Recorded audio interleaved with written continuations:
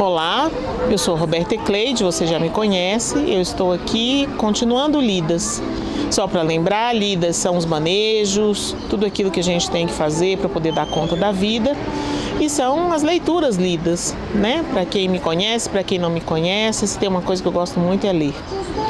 E agora a gente vai começar o lidas com outras lidas. Então, quais são as outras lidas?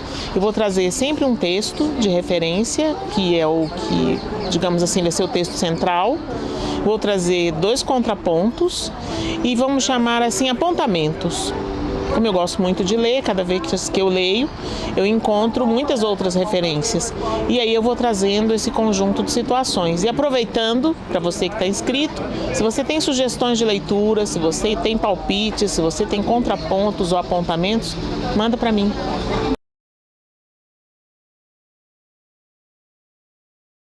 Olá, eu sou a Roberta Ecleide e a lida de hoje é A Deseducação do Negro, de Carter G. Woodson.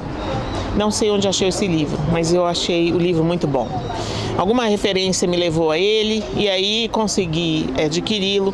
E eu acho que é uma obra muito interessante. Primeiro que ela é de 1933. Então, assim, bem distante de nós, 91 anos, né? Mas ela traz uma discussão muito atual. Essa edição, em especial, tem o prefácio do Emicida, tá?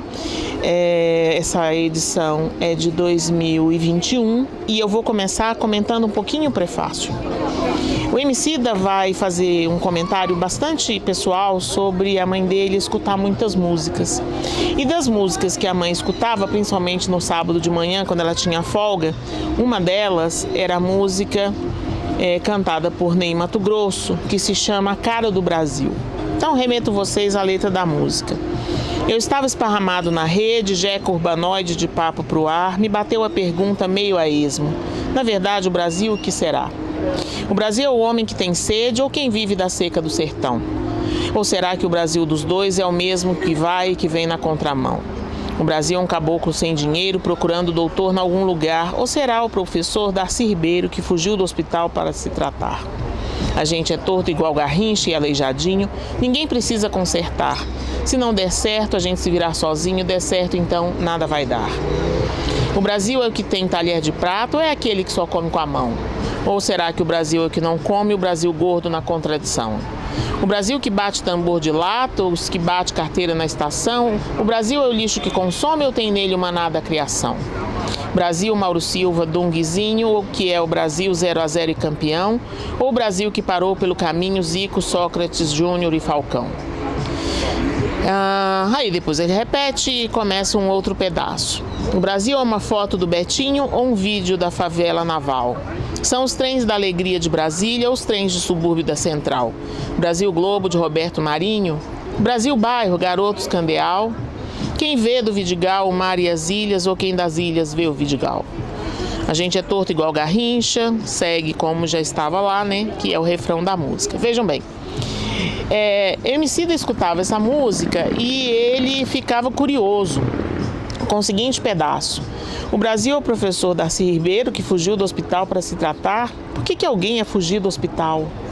E ele conclui que este é o inquestionável superpoder do poeta. Fazer a água mole do abstrato gotejar até que perfure a pedra dura do concreto. E aí, o Lidas, agora nessa outra etapa de outras leituras, tem sempre um contraponto com obras guardadas, compradas, lidas e não lidas por um grande amigo, falecido, Celso Fernandes Patelli. E eu vou estar sempre fazendo um contraponto do livro principal do Lidas com os livros do Celso Fernandes Patelli, que agora é uma biblioteca. É uma biblioteca ainda não física, mas ela está acontecida, né? E ela está acontecida aqui no Lidas. Então, o tema que o livro do nosso colega, né, o Carter, vai conversar é esse tema daquilo que é muito Brasil, que é a negritude. Uma vez o Celso me pediu que eu fizesse um curso a respeito da questão da negritude. E foi um mini curso em 2021, se eu não me engano, foi na pandemia, sobre a pandemia de 2020 a 2023. que eu nomeei de Vidas Pretas. E nesse curso eu falei do meu percurso como uma mulher negra que teve que se tornar negra nem sabendo que era preta. Então a conversa de hoje, né, está em torno dessa questão da negritude. E ainda nesse tema, ainda no prefácio do Emicida, a gente tem uma situação também pessoal dele. Me vem à mente a lembrança da infância de um trabalho que realizamos na primeira série do ensino fundamental na escola em que eu estudava. A tarefa era bastante simples. Cada aluno deveria trazer informações sobre a origem de sua família. Enquanto outros alunos iam lembrando e respondendo, fui ficando nervoso, até que chegou a minha vez. Lembrei-me das duas avós com quem tive contato, uma negra retinta e outra que era o que o país se referia como uma mulata. Eu as descrevi, titubeante, disse que talvez minhas avós tivessem vindo da África. A professora me repreendeu e me perguntou quem era a pessoa branca da minha família. Com muito esforço, me lembrei que alguns anos atrás havíamos sido visitados pela mãe de minha avó mulata. Minha bisavó, uma mulher da região do sul do país, que no Brasil é entendida como branca. Quando a mencionei, disse também que talvez ela fosse portuguesa. Não por ter qualquer evidência sobre isso, mas porque me veio o nome de Portugal na cabeça. A professora sorriu carinhosamente e disse: "Tá vendo como você também tem uma origem bonita, como todos os outros?" Complicado isso, né? Então nós temos, tanto aqui no Brasil, né, quanto nos Estados Unidos, de onde vem depois, vou mostrar para vocês a obra de contraponto da Biblioteca do Celso, muitos anos, né, desses negros que chegam expatriados e que a sua apresentação expatriada os deixa desorientados. Em Minas tem três frases, aliás, muito repetidas, né? Quem sou eu, de onde eu vim, para onde eu vou. E aí tem um aspecto muito importante nisso, né, que é a própria definição da constituição do sujeito. Quem sou eu depende de onde eu vim. E dessa conjunção resulta para onde eu vou. Então, se eu não sei de onde eu vim, eu não consigo configurar quem eu sou. Então, eu não sei para onde eu vou, qualquer um me leva. E, de certa forma, essas três frases compõem exatamente o problema da questão da negritude no nosso país, que, para piorar tudo, né, a gente tem toda uma situação, né, levantada lá nos idos tantos, né, de historiadores, como o Gilberto Freire, né, em Casa Grande Senzala, que é a questão de que nós somos cordiais e nós não temos exatamente uma raça definida, nós somos a soma de muitas raças. Isso não é verdade, de nenhum lado, de nenhuma forma, né? Então, o livro do Carter, ele vai fazer uma discussão extremamente importante a respeito da emancipação. A emancipação foi a decisão da abolição da escravatura nos Estados Unidos em 1863. Né? 1º de janeiro de 1863. Ela só vai chegar ao sul do país em 1865, 19 de junho, né? Na região do Texas, e isso vai gerar, né? Isso depois, um dia depois do fim da Guerra Civil, e isso vai gerar toda uma situação bastante bizarra, que é a situação de, a partir de agora você é livre. Livre como? Se eu fui educado para ser escravo. Desde 1516 os Estados Unidos estão chegando pessoas escravas. Se todos se alinharam nessa perspectiva de não sabendo quem sou, porque não sei de onde vim, também não sei para onde vou. Como assim? De que jeito? O que eu faço agora? E essa desorganização gerou toda uma série de situações importantes, ricas, difíceis, complicadas, né? Dentre elas, a emergência de várias situações bizarras contadas no livro pelo Carter, como a criação da Libéria, né? Como um lugar onde, né? É até curioso o nome, vamos ver se eu acho aqui fácil.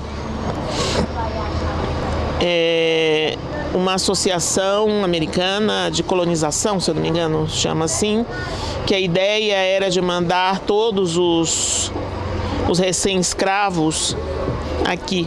Sociedade Americana de Colonização, está no capítulo 10, que se chama Perda da Visão.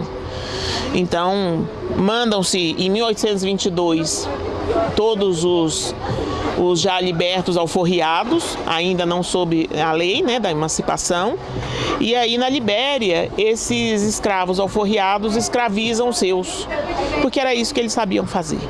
Né? Então, a perspectiva colonialista, ela tem muitos vieses preocupantes, dentre eles essa lógica do extrativismo, ou, se a gente puder ser mais simples, da boa e velha exploração.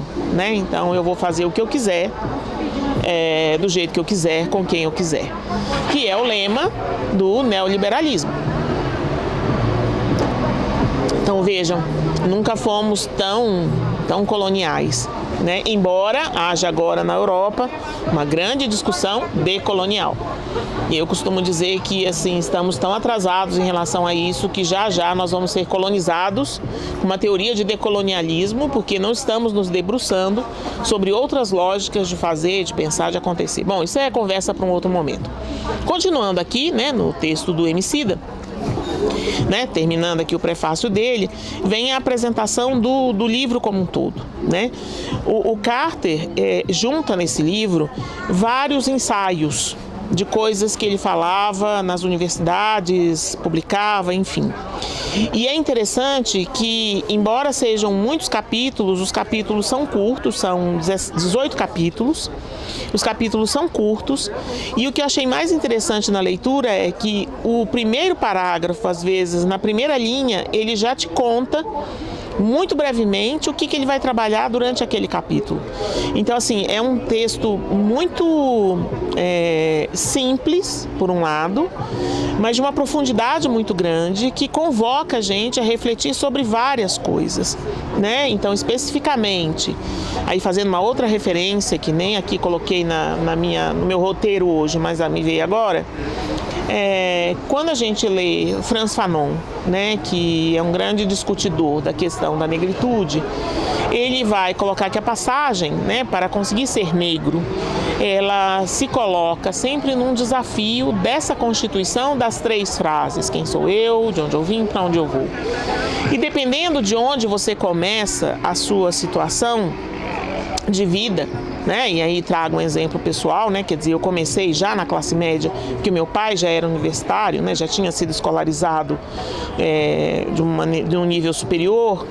Isso me deixou expatriada, por isso que eu falei lá atrás, que eu fui me transformando em negra sem ter sido preta, porque eu não tinha visto, não tinha pretos à minha volta, tirando meu pai.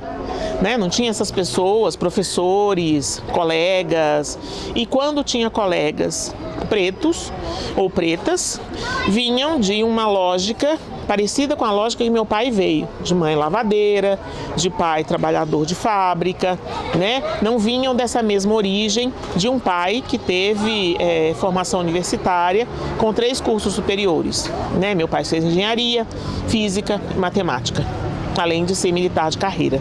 Então, assim, eu tive uma outra lógica, né, que me dificultou bastante um engendramento, assim. Como que eu vou virar eu, se eu não sei de onde eu vim? Então, quando algumas pessoas falam para mim, né, uma vez eu cumpri carreira acadêmica toda, né, mestrado, doutorado, pós-doutorado, fui professora, coordenadora, enfim. E um dia uma aluna fala para mim, né, e aí já na época do FIES, que começa a chegar à universidade, as mulheres pretas começam a chegar, e uma delas fala para mim, né, então nós, professora, que tivemos mãe lavadeira. E eu olhei para ela e pensei, nossa, minha mãe não era lavadeira. Óbvio, nada contra a lavadeira. Mas a minha mãe já teve uma outra possibilidade de vida. Ou seja, tem aí um autoengendramento que obriga, né, os pretos para se tornarem negros, e essa é uma discussão muito rica em Frantz Fanon, para que eles consigam aceder ao lugar de cidadão, né, ou de cidadã. E esse processo é doloroso, esse processo não é simples. E esse processo é atravessado por aquilo que o Carter fala, que é o processo educativo. Então, muito raramente, os negros, né, receberam uma educação por negros, e mais raramente ainda, eles conseguiram ter uma educação que os ensinasse a lidar com as formas de cuidar da sua própria condição. Tem vários exemplos no livro de situações em que pessoas negras conseguiam determinadas condições e eram nomeados, promovidos em empresas, em lojas, na indústria, como gerentes. Ou como aquele que ia fazer o treinamento dos outros. E os negros não aceitavam. Não aceitavam ser orientados por negros. Nem as mulheres aceitavam. Né? Então, conta uma situação de uma fábrica em que uma mulher negra começa a fazer orientação do trabalho para mulheres negras e para homens negros, e eles não aceitavam. Quando colocaram uma mulher branca, deu tudo certo. Então, vejam, isso passa pelo processo educativo. Quando a gente pensa o tempo, né, de uma educação de uma criança, né, até a adolescência numa escola, né, então, na nossa realidade brasileira, o tempo compulsório é de 14 anos. Se uma criança chegar à creche com 4 meses, são 18 anos. Vejam, é uma formação mesmo, uma formação de pensamento, uma formação de reflexão, uma formação de posicionamento, né? E que se ele não souber de onde ele vem, então assim, a gente não tem nenhum tema duro, consistente, por exemplo, discutindo África. Não tem nenhum tema. Né? Tem a discussão transversal, BNCC, não sei o que vai e fala, né, de assuntos povos originários, mas isso tudo é muito raso. Quando a gente pensa o ensino médio que tem, né, 3 frentes de matemática, 3 de física, 3 de biologia, quantas de filosofia, quantas de sociologia, quantas de África, quantas de história africana. Então, assim, o próprio educador chega numa situação de transmissão, vamos chamar assim, em que ele não tem nenhum conhecimento do que, por exemplo, os africanos sabiam quando foram cativos. Quantas coisas ele já sabia, né? Então, assim, muitos saberes relativos a próprias estratégias agrícolas, a forma monetária, nada disso foi passado. Né? Quer dizer, então assim, depois a gente pode até, lembrei aqui de outra coisa, esse é o problema, né, do Lidas, porque aí, como eu leio muita coisa, eu vou lembrando outras lidas, né, a coleção de Laurentino Gomes sobre a escravidão, né, os navios negreiros aportavam na costa, começavam a ser enchidos de negros, isso demorava, né? E aí aquelas pessoas depois eram transportadas, a quantidade de escravos que morriam no caminho não era pequena, né? Tanto é que os navios negreiros eram conhecidos como tumbeiros. Em alguns pedaços mudaram a rota dos tubarões, né? Alguns morriam de doença, outros morriam da falta de higiene mesmo, né? Óbvio, né? E alguns morriam de banzo, né? Morriam de saudade. Né? Então, assim, tem aí uma situação de uma gravidade para aqueles que chegavam aos pedaços mesmo, chegavam em frangalhos e eram totalmente dominados, e essa dominação, ela se inscreveu. Pensa um negócio, começou lá em 1500, gente, né? E que até hoje é uma situação, né, que faz o jogo, né, que eu faço sempre quando saio com meu marido, que também é negro, que é a brincadeira do pescoço. Onde estão os negros? Né? Então, assim, quem são eles? Onde eles estão situados? Estão atrás do balcão ou na frente do balcão? Tem lugares que não estão nem atrás do balcão. Né? Então, há algo aí que é dessa deseducação, por isso que o nome do livro é maravilhoso, né? A deseducação do negro traz para nós uma série de questionamentos que a gente tem que pensar com muita fineza para a gente saber o que é que a gente está transmitindo. Né? Então, assim, quando a gente vai para uma escola e a gente ouve histórias, vamos chamar assim, com aspas, óbvio, né? Porque não é nenhum desmerecimento à história da humanidade, é óbvio. E é justamente porque a gente não desmerece a história da humanidade que a gente fala do máximo de facetas possíveis da história da humanidade, que só vale a pena porque ela é diversa. Né? E a diversidade, inclusive, é uma grande discussão da decolonialidade, que a gente consiga sair da perspectiva homogeneizadora, massificante, que é necropolítica, que é neoliberal, para uma perspectiva diversa, para ser rica. Então, numa perspectiva diversa, tão importante quanto o Leonardo da Vinci é a discussão de outras figuras, né, que são africanas e que podem trazer para nós uma série de outras reflexões, né, uma série de outros posicionamentos. Por que isso não é transmitido? Qual é o interesse que impede que isso seja acessado, né? E quem ganha com isso? Acho que essa é a questão mais difícil, né? Então, assim, a gente tem ainda uma negritude de mentes escravizadas, né? Então, assim, ainda temos uma situação de educadores que carecem de compreender a situação dos seus alunos para poder se fazer partícipe do processo de educação. Então, há algo aí que, lembrando, né, lá em 1990, relatório Delors, para quem é da área da educação, a gente não está ensinando a aprender. O mais importante na escola é aprender a aprender.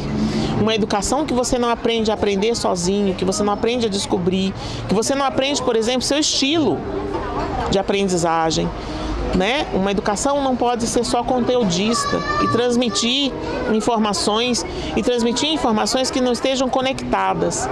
Carter faz uma menção que eu achei fantástica, né? Que são muitas vezes os programas de ensino, eles produzem teóricos de escrivaninha.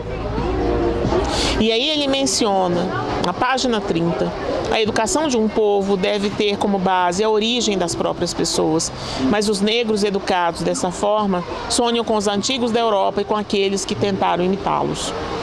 Então, algo aí que vai falhar e vai trazer sempre para perto dos alunos, e dá para ver isso, né? Vocês veem isso, eu passei por todas as esferas educativas, vi também, muitos teóricos que não têm contato com o povo, que são esses teóricos de escrivaninha, que são encomendados para constituir lugares dos quais eles não são realmente partícipes no sentido comunitário. O maior esforço de uma universidade, de uma faculdade, de um curso superior é justamente fazer esse link. Olha, o que você está aprendendo aqui, isso existe lá fora. Mas como fazer isso lá fora, tem um distanciamento disso que faz com que o aluno, quando se forma, se sinta totalmente perdido. Né? Então, há algo aí que mesmo a gente faço apontamentos aqui que dizem de uma outra realidade, né? 90 e tantos anos depois do livro do Carter, mas que a gente vê isso cotidianamente, né? E quando a gente vai para o espaço desses, né, que são pretos e negros, isso também tem um risco, né? E aí, uma vez eu ouvi numa reunião de empresários, vamos dizer assim, de faculdades, que o brasileiro é bacharelista, né? E isso é um contraste muito grande com algumas cidades da Europa, em que o técnico ganha muito mais financeiramente, né? Tem muito mais status do que um universitário, porque o universitário leva muito tempo para se formar e o técnico começa cedo, né? Então é como se no Brasil a gente precisasse ser sempre bacharelista, mas isso não nos trouxesse a possibilidade de estar realmente com aqueles que a gente cuida. E aí, seguindo aqui o Carter, ele dá um exemplo, né, a respeito das formações de doutorado num outro modelo, óbvio, nós estamos lá em 33 nos Estados Unidos, né? Não é o mesmo doutorado que a gente exerce aqui, mas vejam só, vocês vão pegar a ideia que eu estou querendo trazer. A degradação do doutorado despontou especialmente de forma mais clara do que nunca outro dia, quando um amigo entrou correndo em meu escritório dizendo: "Já faz uns dias que eu tento te encontrar, acabei de perder uma vaga de emprego para a qual eu estava me preparando. E me disseram que não vai dar para eu receber uma promoção se não tiver o meu diplomado de doutor." Esse é o nome que ele deu. Ele não conseguiu sequer pronunciar as palavras, mas está determinado a ter o seu diplomado de doutor para conseguir o trabalho almejado, né? Então, há algo aí, né, que traz para o ensino superior, que a gente pode pensar aqui, né? Quando começam a dizer, fulano é advogado, está dirigindo um carro por aplicativo. O que está acontecendo na nossa sociedade, na preparação das pessoas para o mercado de trabalho, que faz com que ele chegue lá desse jeito, né? Muitas vezes são pretos, muitas vezes são negros, né? Faço de novo essa distinção, né? Quer dizer, como o negro é aquele que sabe da sua condição racial e que sabe dos problemas da racialização, ou seja, quando ele, por algum motivo, ele é segregado, ele é discriminado por causa da sua cor de pele, né? Que não é uma coisa simples. Muito bem. Tem vários apontamentos do livro, claro que eu não vou ficar aqui fazendo spoiler de tudo, né? Mas ele faz menções extremamente importantes sobre o distanciamento que às vezes, por questões financeiras, há uma dissociação daquele preto ou daquele negro em relação ao seu povo, e a gente assiste isso muitas vezes, né? Pessoas que ascendem socialmente e que não querem saber daqueles outros, das suas origens, né? E nessa ascensão, inevitavelmente, faço aqui uma referência a um filme, O Poço vai ficando branco, né? Você vai encontrando cada vez menos negros. E só para fechar, né, essa apresentação do livro, no capítulo 9, Educação Política Negligenciada, aproveito para fazer uma pequena menção. Nós estamos em 2024, que é ano de eleições municipais, né, estaduais. Educação política negligenciada. No Brasil, quando a gente discute política, gera muitos pruridos, as pessoas não querem saber disso. Ah, não, porque elas foram educadas a pensar política partidária. Política não é partidária. A política é um posicionamento. Não existe nenhum ser humano que não seja político. Isso não é possível, né? Então, assim, o humano é político, porque nada está feito, tudo tem que ser feito e exige potência, força e possibilidades. Essa junção é que faz o seu posicionamento político. A divisão em partidos é uma condição específica do Brasil, que tem um monte de problemas que a gente já sabe. Mas ao se retirar do brasileiro em geral, independente da raça, essa sabedoria política, ele fica refém. E os negros, mais ainda. Bom, então fecho aqui a apresentação do livro. Então o livro é esse, por favor, vão atrás, A Deseducação do Negro, Carter G. Woodson, ok? E se for do Prefácio do Emicida, também bem legal. Qual o contraponto? Aí nós vamos lá na Biblioteca do Celso. Michelle Alexander, A Nova Segregação, Racismo e Encarceramento em Massa. É um livro também muito interessante, né? Dele eu vou fazer a menção só a um capítulo.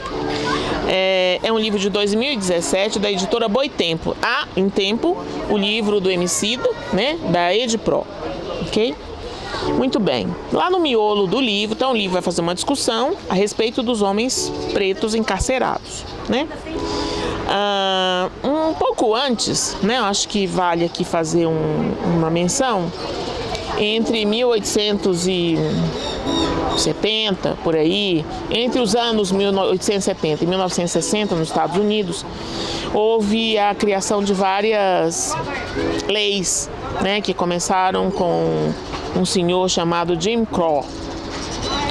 E essas leis se pautavam especificamente por tirar os negros de todos os lugares. Vocês já viram filmes, tinha um lugar onde negro podia sentar no ônibus, no bar, em todos os cantos, né? Tudo sempre reforçando essa segregação. Muito bem. E aí, no capítulo 5 desse livro, ela vai fazer menção, essa autora, Michelle Alexander, a respeito de uma fala do Barack Obama, negro, casado com a Michelle Obama, negra, que vale a pena eu ler aqui, né, para vocês entenderem o que eu vou articular. O Novo Jim Crow, capítulo 5. Não era manhã de um domingo qualquer quando o candidato à presidência Barack Obama subiu ao púlpito da Igreja Apostólica de Deus em Chicago. Era Dia dos Pais. Centenas de fiéis entusiasmados lotavam os bancos de uma igreja de ampla maioria negra, ansiosos para ouvir o que o primeiro candidato democrata negro à presidência dos Estados Unidos tinha a dizer. A mensagem era familiar. Os homens negros deveriam ser pais melhores, muitos estavam ausentes de seus lares. Para aqueles na plateia, o discurso de Obama era uma canção velha entoada por um grande novo intérprete. Sua mensagem de responsabilidade social, pessoal, particularmente no que se refere à paternidade, era tudo menos nova. Ela tinha sido dada inúmeras vezes por pastores negros em igrejas de todo o país. A mensagem também tinha sido enunciada em palco nacional por celebridades como Bill Cosby e Sidney Poitier. E também com grande paixão por Louis Farrakhan, que mais de uma década antes convocaram 1 milhão de negros para Washington para um dia de expiação e compromisso com suas famílias e comunidades. Muito bem. começa o discurso de Obama. Se formos honestos com nós mesmos, admitiremos que muitos pais estão ausentes, estão fazendo falta em muitas vidas e em muitos lares. Muitos pais desapareceram em combate, muitos pais desertaram. Eles abandonaram suas responsabilidades, eles estão agindo como garotos, não como homens. E os fundamentos de nossas famílias estão mais frágeis por causa disso. Você e eu sabemos que isso é verdade em todos os lugares, mas em nenhum lugar isso é mais verdadeiro do que na comunidade afro-americana. Continua Michelle. A mídia não perguntou e Obama não contou onde os pais ausentes poderiam ser encontrados. E aí ela vai fazer uma longa discussão, que é o tema principal do livro, sobre esses negros ausentes, dizendo que esses negros ausentes, muitos estão encarcerados. Então, há algo aí, né, que quando começa a guerra às drogas, antes da queda das Torres Gêmeas, né, que aí o tema virou terrorismo, não mais a discussão das drogas, encarcerou muitos. Então, essa pergunta, né, de onde estão os homens negros, né, ela tem uma série de problemas, né, que não se resolvem com simplesmente eles quiseram estar aqui ou lá, mas de toda uma estrutura que faz com que os homens negros estejam na base de uma grande segregação. E aí, né, eu trago para vocês, então vou fazer só essa menção ao livro do Celso, mas eu vou voltar a ele oportunamente, porque ele tem outras pontas soltas, com um apontamento, um outro contraponto e um outro apontamento.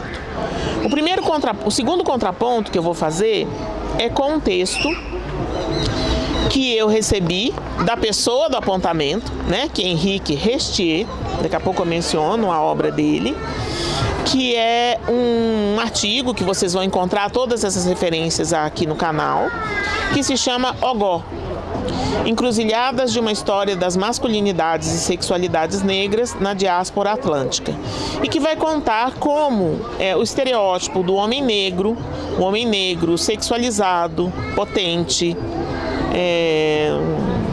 viril, contamina toda uma lógica de descuidados do homem negro, né? Então, os homens negros, muitas vezes, violados, atacados, estuprados, é a palavra correta, né, por homens brancos, trazidos muitas vezes numa perspectiva de reprodutibilidade, como isso vai violar todas as possibilidades deles. Quem escreveu esse artigo foi Daniel dos Santos, que é um historiador.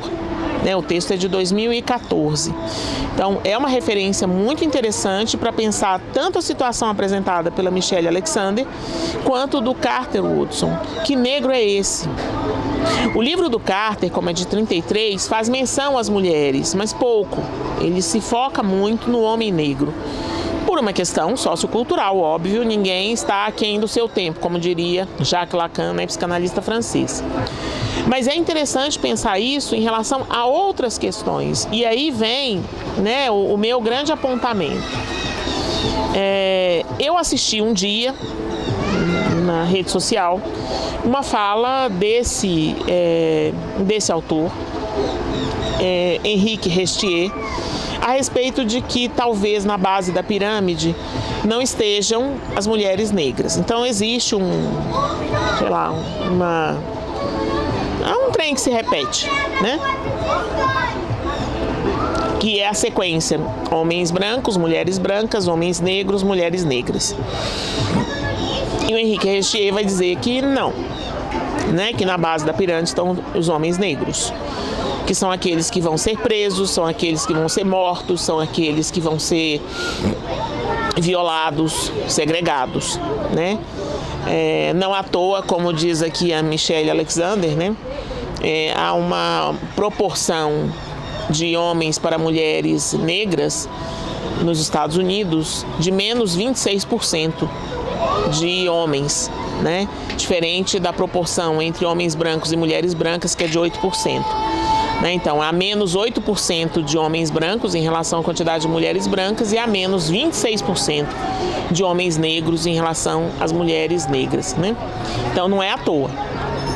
E o Henrique Restier faz uma série de considerações nas redes sociais a respeito disso, né? E ele, junto com Rolf Malungo Ribeiro de Souza, vocês também vão ver depois a foto do livro, né, ou a apresentação da referência, estão lançando esse ano, 2024, pela editora Rustec, Diálogos Contemporâneos sobre Homens Negros e Masculinidades. Uma obra bem interessante, muito rica, que vai tentar situar para nós o quanto estamos falhando, né? E aí eu volto no Carter, falhando aonde? Cuidando das nossas crianças. Né? Nós não estamos de olho nas crianças, naquilo que é necessário. Se um dos lemas da modernidade é que a criança é um sujeito de direitos e esses direitos são preservados pelos adultos, estamos falhando muito com a população preta, com as crianças negras, com as mães negras e principalmente com os homens negros. E aí, curiosamente, domingo, estou eu lendo tudo isso, né, pensando, articulando e tal, pus a TV para funcionar e achei lá, peguei um filme pela metade, que também vai estar aqui a referência, Todos os Mortos, dirigido por Caetano Gotardo e Marco Dutra, de 2020. E é um filme sobre o que aconteceu com a aristocracia carioca quando os negros se tornaram libertos, 1888, né? Vai acontecer o mesmo fenômeno que aconteceu nos Estados Unidos, 13 de maio de 1888, acorda, agora você está livre. Livre do quê? Vai para onde? Faz o quê? O filme se passa em 1899 e foca uma família aristocrática que tem uma filha freira, uma outra filha mais jovem, meio maluca, e a mãe.